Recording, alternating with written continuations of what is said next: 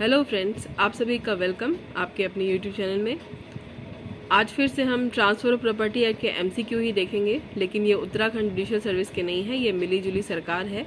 मतलब all India level पे जो क्वेश्चन आ चुके हैं उन्हें ही हम देखने वाले हैं। इसके पहले मैंने उत्तराखंड के ही क्वेश्चन आपको बताए थे। उत्तराखंड जुडिशल सर्विस में जो पूछे गए थे, आप चाहें तो जाके प्लेलिस्ट पर देख सकते हैं। तो आइए हम देखते हैं एक एक करके आज वाले एमसीक्यू।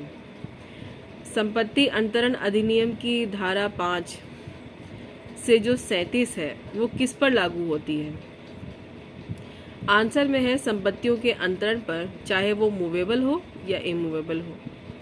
यानी कि सेक्शन 5 से लेके सेक्शन 37 तक के जो भी प्रोसीजर प्रोविज़न है वो मूवेबल और इमूवेबल दोनों तरह की प्रॉपर्टी के बारे में है। नेक्स्ट क्वेश्चन, संपत्ति अंतरण अधिनियम की जो धाराएं हैं निम्नलिखित में से कौन सी धारा संपत्ति के अंतरण को परिभाषित करती है? तो ये मोस्ट इम्पॉर्टेंट सेक्शन है, सेक्शन 5। इस मामले में ये क्वेश्चन बहुत बार आ चुका है, तो ये है सेक्शन 5। चलते हैं नेक्स्ट क्वेश्चन में। संपत्ति अंतरण अधिनियम किसके बीच होने वाले अंतरण को शासित करता है?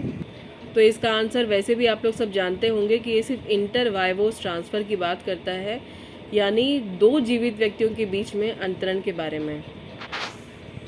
नेक्स्ट देखिए, संपत्ति अंतरण अधिनियम एक्चुअली क्या है? ये बुक के पेजेस जो है निकलने लगे थे, बहुत हल्के हल्के पेजेस हैं, तो इसको मैंने बाइंडिंग करवा लिया। बाइंडिंग करवाने की वजह से ये थोड़े से ऐसे हो गए हैं, तो इसको अपने हाथ से चौड़ा करना पड़ रहा है। कोई बात नहीं, फिर भी हम पढ़ते हैं। संपत्ति अंतरण अधिनियम की अंतरण अधिनियम किन अंतरणों पर लागू होता है? तो पक्षकारों के कार्यों द्वारा किए गए अंतरण पर। तो इसका मतलब होता है कि जो लिविंग पर्सन के बीच में जो भी लेन देन होते हैं, ये सिर्फ उन्हीं के बारे में ही बात करता है। इसके बाद अब जब आप बेसिक देखते हैं टीपी एक्ट का, तो वहाँ पे ये बताया गया है कि न्यायालय द्वारा किए गए अंतरण और कार्यों पे लागू नहीं होता, क्योंकि जब न्यायालय इंटरफेयर करते हैं, कोर्ट्स आ जाते हैं, तो वो दिवाला विषय संबंधी बारे में बात करते हैं, विल के बारे में बात करते हैं, तो यहाँ पर कोर्ट्स का कोई इंटरफेरेंस नहीं है। नेक्स्ट है, निम्नलिखित अंतरणों में से कौन संपत्ति अंतरण अधिनियम के अंतर्गत पक्षकारों के द्वारा किया गया अंतरण नहीं है? अब इसके ऑप्शंस को आप ध्यान से देखिए। उत्तराधिकार, बिक्री, दान और बंधक।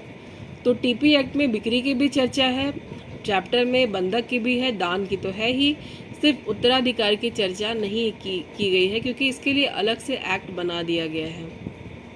आप हिंदू लॉ में भी देखेंगे, और वैसे 1925 का एक्ट पहले से ही बना हुआ है।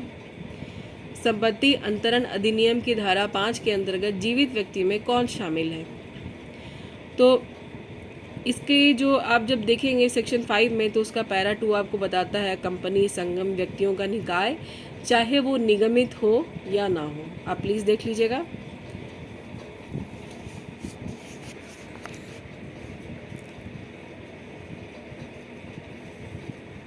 आई थिंक आपको सब कुछ सही सही दिख रहा हो, मैं कोशिश कर रही हूँ कि आपको दिखाई दे। संपत्ति के अंतरण का मतलब क्या होता है? पहला तो जीवित व्यक्तियों के बीच अंतरण, जीवित व्यक्तियों और न्यास के बीच अंतरण, विधिक व्यक्ति के बीच अंतरण, सारे ही इसमें शामिल हैं। ये क्वेश्चन जब मैंने पहली बार देखा था, तो मैं अपने दिमाग से सोचने लग गई थी कि ये सारे ऑप्शंस कैसे हो सकते हैं।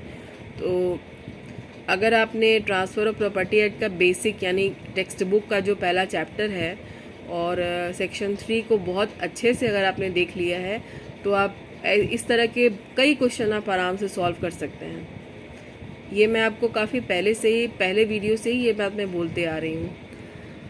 अब नेक्स्ट क्वेश्चन में बोल रहा है कि संपत्ति अंतरण अधिनियम के अंतर्गत संपत्ति के अंतरण के संबंध में निम्नलिखित में से कौन सा कथन सच नहीं है, सत्य नहीं है?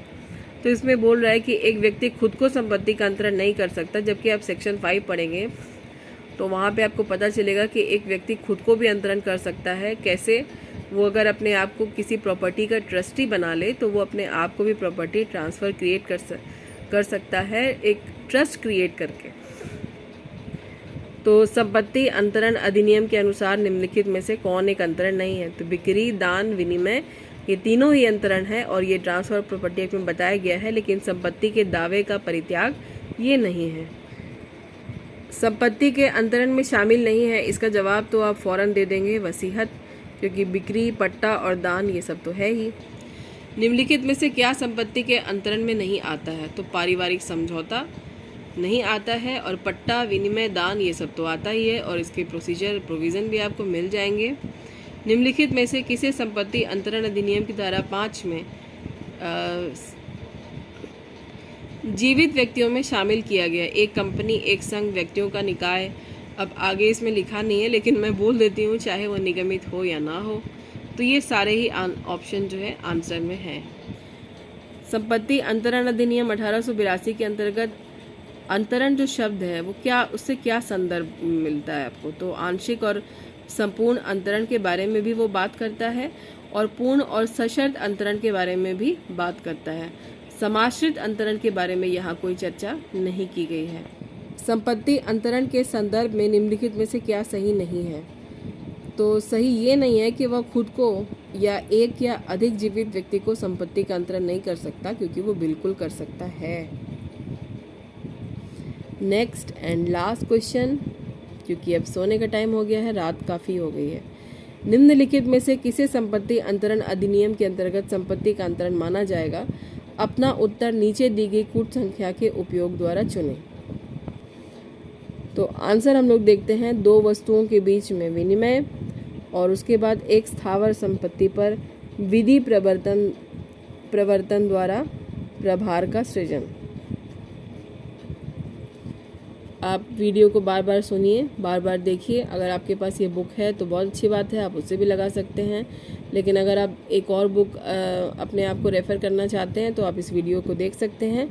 उम्मीद करती हूँ कि आपको ये क्वेश्चन बहुत ज़्यादा हेल्प करेंगे, और पसंद आया होगा वीडियो तो लाइक कर दीजिएगा। सब्सक्राइबर नहीं बने हैं तो बन के देखिए, और बाकी फ्रेंड्स में शेयर करिएगा। मन लगा के पढ़ाई करिए, खुश रहिए, दूसरों को भी रहने दीजिए। अपना ख्याल रखिए, और रात की पढ़ाई काफ़ी हो चुकी है, अब सोने का वक्त हो गया है। तो good night and sweet dreams.